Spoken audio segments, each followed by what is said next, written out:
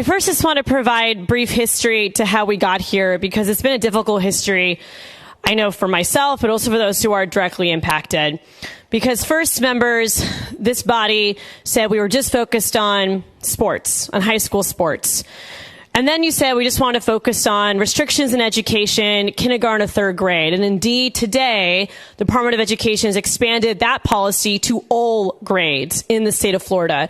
So please forgive me, members, when you ask me to read a bill and assume that I trust what's in that bill, because I've seen time and time again implementation look very different than what was said in this chamber. And of course, you've also said that you're just focused on those under the age of 18, and yet this bill in front of us absolutely impacts adults. It absolutely impacts insurance coverage for hardworking Floridians who pay their fair share in taxes, who work to contribute to our economy, and now their insurance coverage will no longer be able to cover the care that they need.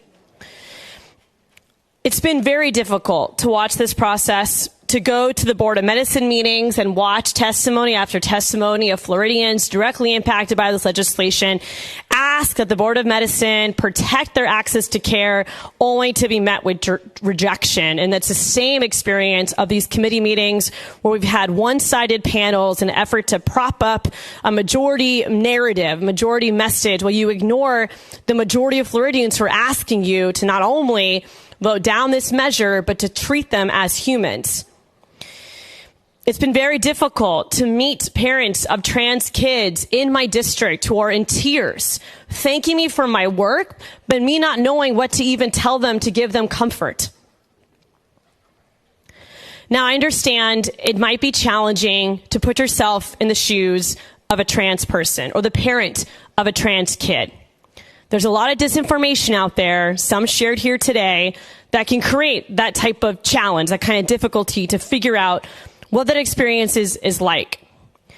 But I feel like everyone here has experienced the notion of being left out, of not fitting in, to feel different.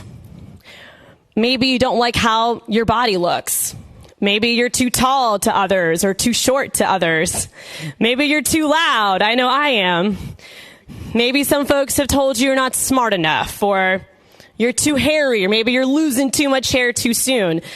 There's all these experiences we have that make us feel like we're not good enough and that we don't fit in. Now, for many of us, when we experience that, we can do something about it. We can go to the gym. We can try to wear high shoes. We can figure out ways to feel good in our skin and to be who we want to be, and to also be who we want others to see us as. We can take those measures. We can take those steps. But now imagine if that feeling that you don't fit in is nagging and is consistent to a point of deep sense of unease, where you're not only having a dissatisfaction with who you are, but it's leading to depression, anxiety, and having a harmful impact on your health and well-being. If you were in that situation, or if your child was in that situation, you would want to pursue every option to take care of them. And that is the truth, members, that you would explore every single option to take care of them. One of my constituents, who's the parent of a trans son, compared this situation to needing to dial 911, but no one's on the other line anymore. They want to call their doctor, and the doctor won't be there anymore. They're trying to seek access to that prescription. The prescription won't be there anymore. We actively have trans people in the state of Florida right now who are exploring other options because they are forced to leave the state of Florida because of what we are doing in this body. And so, just to close, no child can access medical intervention without parental consent and parental involvement. And no child can access this type of medication without thorough insight and counseling and permission from multiple doctors, whether it's mental health therapists or medical providers. Nothing happens without that type of multi-layered consent. And I understand the concerns about any type of clinical or surgical procedure. And surgery is very, very rare for those under the age of 18. When it does happen, these are children who are going to cut off their own breasts if we don't help them. They are wrapping bands around their chest so tight that they can't breathe. And so please try to put yourself into the shoes of those impacted. Ignore the moral panic that has been manufactured many times by right-wing media and integrated into political campaigns to divide us when we should be brought together. Respect and trust parents, and let kids, regardless of their gender identity, to be kids and to reach their fullest potential.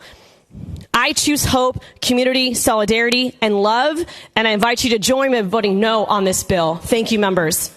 Representative